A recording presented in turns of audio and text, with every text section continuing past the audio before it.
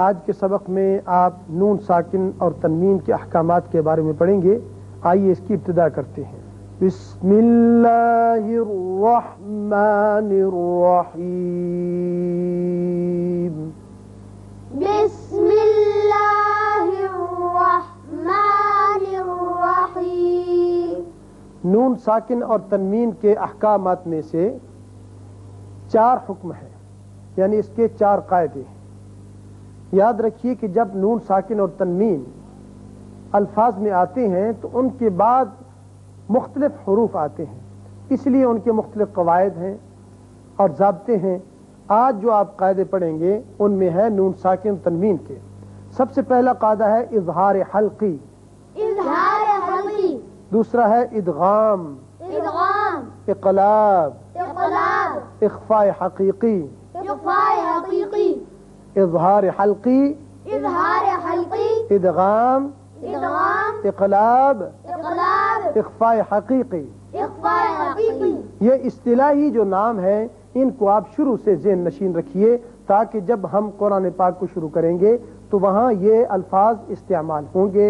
تو اس وقت آپ کے پھر ذہن میں ہونا چاہیے کہ اظہار حلقے کا کیا معنی ہے، ادغام کسے کہتے ہیں، اقلاب کسے کہتے ہیں، اخفاء حقیقی کسے کہتے ہیں.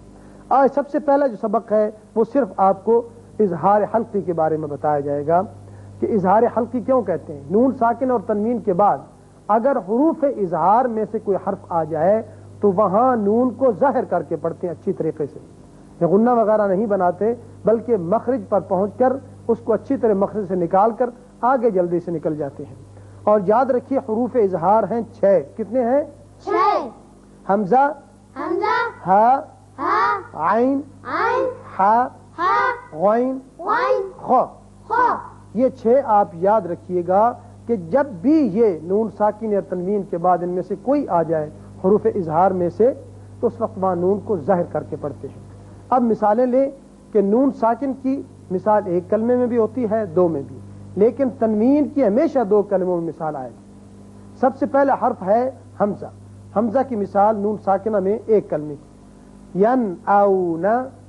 ین اونا. اب دیکھیے نون ساکن کے بعد حمزہ آ گیا، لہذا نون کو ظاہر کر کے پڑھیں گے، ین اونا. ین اونا. اب نون ساکنے کی مثال 2 کلموں میں، من آمنا. من آمنا. من آمنا. من آمنا. تنوین کی مثال 2 کلموں میں، جنات الفافا. جنات الفافا. اس کے بعد دوسرا حرف جو ہے حروف حلقی میں سے وہ ہے ہا. اس کی مثال 1 کلمے میں جب نون ساکن ہو، منہاجا. منہاجا. منہاجا. منہاجا. اور 2 کلموں میں منہاجر.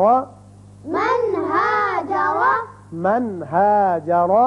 منہاجر. اور تنوین کی مثال 2 کلموں میں، جروفن ہارن. جروفن ہارن. جروفن ہارن. جروفن ہارن. حمزہ ہو گیا، ہا ہو گیا. اس کے بعد ہے تیسری مثال عین کی. تیسرا عین جو حرف ہے یہ حروف حلقی میں سے ہے، انعمت. انعمت. اب نون ساکن کے بعد عین آ گیا، نون پر ہم نے اظہار کیا، نون کو ظاہر کر کے پڑھا، انعمت. انعمت. 2 کلموں میں مثال نون ساکنے کی، ومن عاد. ومن عاد. ومن عاد. ومن عاد. اور 2 کلموں میں تنوین کی مثال، سمیع علیم. سمیع علیم. دیکھیے تنوین جو نون اظہار ہوتا ہے یہاں تو اچھی طرح اظہار کریں گے ہم، سمیع نہیں کرنا، یا سمیع یہ بھی آواز غلط ہے. سارا دار و مدار اس کی نطق کا جو ہے وہ آواز پر ہے، لہذا جو آواز جہاں جس حرف کی جیسے نکلتی ہے اس کو آپ ذہن نشین کرتے جائیں گے تو انشاءاللہ آپ کے لیے آسانی ہوگی. سمیع علیم. سمیع علیم. آپ نے حروف اظہار میں سے 3 کی مثالیں سن لی، حمزہ، ہا اور عین کی. اب باقی ہیں ہا، غین، خا. اب تینوں کی مثالیں آپ کو سمجھاتا ہوں. یہاں دیکھیے نون ساکن کے بعد ہا آ گیا تو اس کو ہم ظاہر کر کے پڑھیں گے نون کے مخرج کو، ینحتون، ينحتون یہ تھی مثال ایک کلمے میں نون ساکن کی۔ اب نون ساکن کی دو کلموں میں فَإِنْ حَاجُّوكَ، فإن حاجوك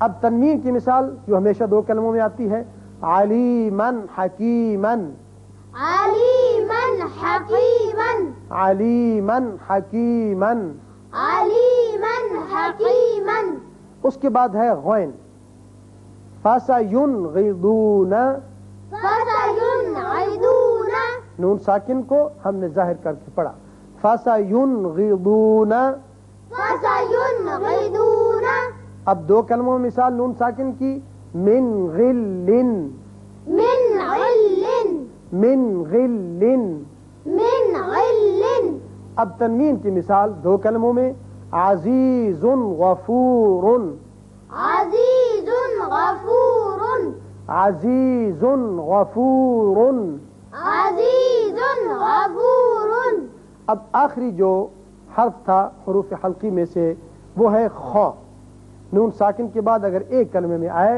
تو یہاں اس کا اظہار ہوگا والمنخنقۃ، والمنخنقة والمنخنقۃ، والمنخنقة دو کلموں میں نون ساکن کی مثال من خیر، من خير من خیر، من خير اب تنوین کی مثال دو کلموں میں یومئذ خاشعۃ، يومئذ خاشعة یومئذ خاشعۃ، يومئذ خاشعة تو یہ تھیں وہ مثالیں جو اظہار حلقی کے بارے میں آپ نے پڑھی۔